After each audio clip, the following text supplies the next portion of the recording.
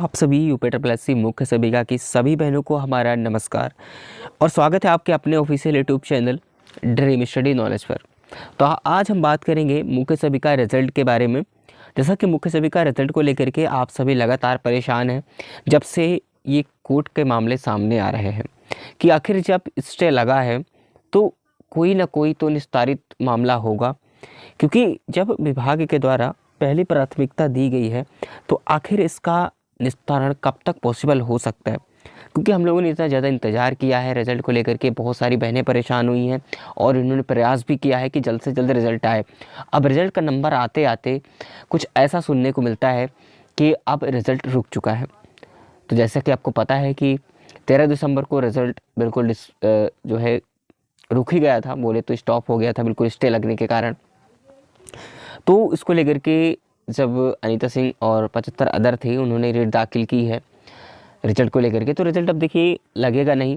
Result अब बहुत ही मुश्किल है, ये कहा नहीं जा सकता है कि रिजल्ट कोई कुछ प्रयास करने से आपके रिजल्ट आ जाएंगे, तो ये पॉसिबल नहीं हो सकता है ना। किसी प्रकार से अब हमें वेट करना ही पड़ेगा जब तक कि डेट हमें फिक्स क्लियर नहीं हो जाता, जिसका केस डिस्पोज नहीं हो जाता तब तक मामला का निस्तारण नहीं होगा, जब तक ये कहीं ना कहीं ये जरूर क्लियर है कि रिजल्ट में रुकावट बनी रह सकती है। लेकिन इसको लेकर के हम कोशिश करने का लगातार प्रयास करेंगे, क्योंकि काफ़ी हद तक हो सकता है कि मामला सुलझ सके अगर कोशिश की जाएगी तो। क्योंकि अगर रिट वापस ले लिया जाता है केस को उनके द्वारा, ठीक है, जो रिट दाखिल करने वाले हैं, तो इससे वजह से प्रभाव पड़ सकता है। अगर उन्होंने वापस ले लिया तो फिर इसका निस्तारण वहाँ से भी हो सकता है, चाहे कोर्ट में सुनवाई हो या ना हो, आगे फैसला मिले या ना मिले उनको, है ना। अगर वो चाहती हैं, अगर हम लोग को प्रयास करने से अगर वो पीछे हट जाती हैं, वो केस वापस ले लेती हैं, तो कहीं ना कहीं ये बिल्कुल सही होगा कि मामले को वहीं पर ख़त्म कर दिया जाएगा।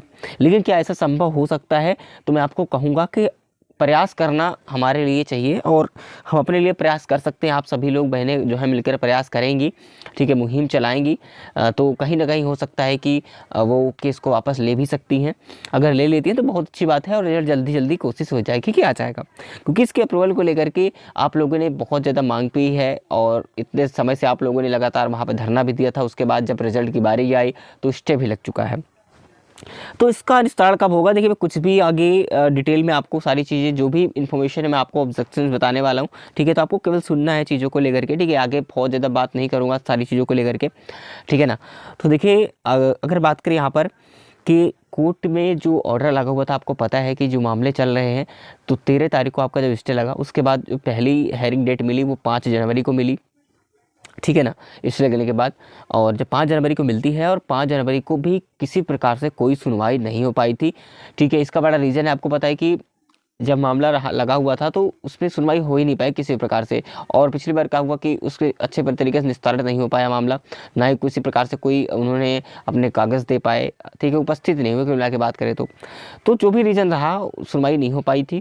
और अब जो नेक्स्ट डेट मिली है वो 18 जनवरी मिली है, तो 18 जनवरी को क्या निस्तारण हो जाएगा क्या? अब तो हमारे 18 तारीख तक क्या सब कुछ क्लियर हो जाएगा? तो ये चीज़ें कहना सही नहीं होगा। तो जैसे ही अगर देखिए 18 तारीख को निस्तारित हो जाता है तो मामला, तो फिर इसी जनवरी लास्ट तक रिजल्ट आ जाएगा, ठीक है।